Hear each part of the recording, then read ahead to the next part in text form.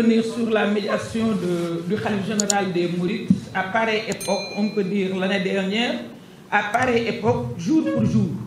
Parce qu'effectivement, cette médiation était intervenue précisément le 12 mars, à la veille d'une grande manifestation.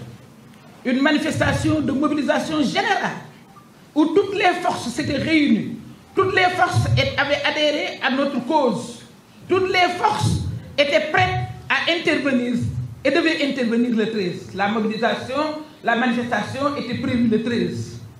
C'était un jour qui devait être un jour fatidique pour le pouvoir. C'est en ce moment que cette médiation est intervenue et nous a obligés à suspendre toute forme de manifestation et de suspendre la mobilisation.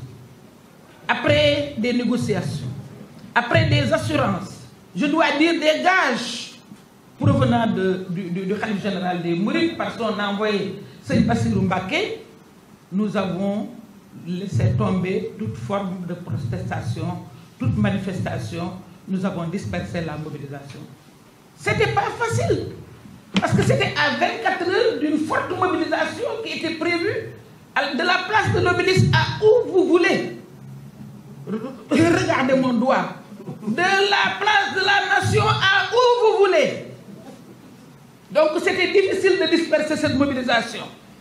En face de gens déterminés qui avaient décidé d'en découdre avec celui qui viole les dispositions de la loi, de la Constitution. Effectivement, j'ai dit que la patience a des limites et convenez avec moi que nous avons été patients parce que on a parlé de médiation et dès qu'on parle de médiation, on parle de deux parties adverses.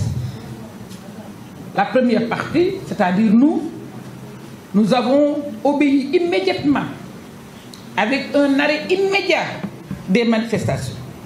Comme je vous l'ai rappelé tout à l'heure, on était à 24 heures d'une mobilisation générale qui devait dépasser toutes les autres mobilisations. Parce que tout le pays avait adhéré à notre cause. Dès que l'émissaire du khalife est venu, ce vendredi 12, nous avons aussitôt fait diffuser les mots d'ordre. Et je vous l'ai rappelé, ce n'était pas facile à lui en sait quelque chose. Et nous l'avions dit au marabout. Je lui ai dit exactement, gis nga ñeeto ñun ñu ngi wax mais àndu ñok ñun ay gaynde yu tax la ñu dégg ñu jatt loolu laa wax sëriñ bi te nëbbuma leen. Donc c'était pas facile. Nous l'avons fait. Pendant ce temps, l'autre partie traîne le pas. Non seulement l'autre partie traîne le pas, mais elle fait dans la provocation. Et c'est ce qu'on vient d'évoquer tout à l'heure. Avec le passeport d'Ousmane Sonko, nous l'avons dit aussi au marabout. Vous avez parlé tout à l'heure que c'est vous avez dit que c'est un homme politique. Il a besoin de bouger pour les législatives, mais il est maire. Il est maire. Les populations de Ziguinchor l'envoient parler au nom de la ville de Ziguinchor. Un maire a besoin de passeport. Et à l'époque, moi, du temps où j'étais porte-parole de l'AMS, on disait au président de la République que les maires ont droit à des passeports diplomatiques et à des notes verbales, des notes verbales pour effectivement obtenir facilement les visas. Donc je pense qu'on y reviendra, mais on a assez d'arguments pour effectivement montrer. Maintenant, vous me demandez certainement, l'objet de votre question, c'est de me dire quelle est la prochaine étape. Eh bien, on attend le retour de l'émissaire du khalife pour voir, pour aviser après la réponse du khalife.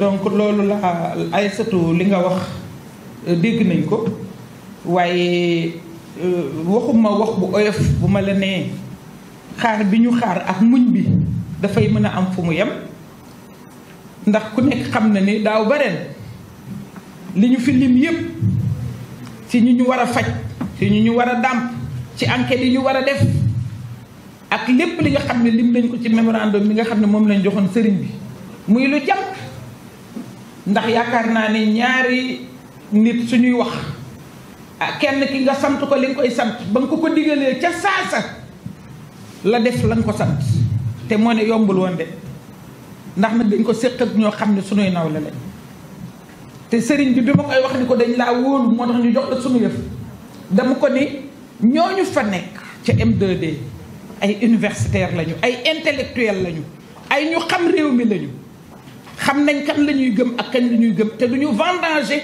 seen combat vendanger wuñ ko it dañoo muñ rek ngir respecter kilifteef loolu moo tax ñu joxoon ko loolu moo tax donte ñun yëg nañ ne génn nañ ko ci mais dañuy dellu ca moom ñu ko ñun yow lañ joxoon parce que gisuñu keneen waxunoo keneen donc moom moomu ñu joxoon loolu ba tey duñu dindi daraja dañ ko joxoon dañuy xaar ba mu dellu si ndax bañ ko joxee lam ñu santoon ci saasi lañ ko def te yombul woon waaye kañu jàkkaar lool moom it xaw ma sant nañ ko xaw ma santuñu ko waaye moom daal non seulement defu ko waaye nag ak tooñ sax la ci jële nag di tooñ ak di cokkasaate loolu moo tax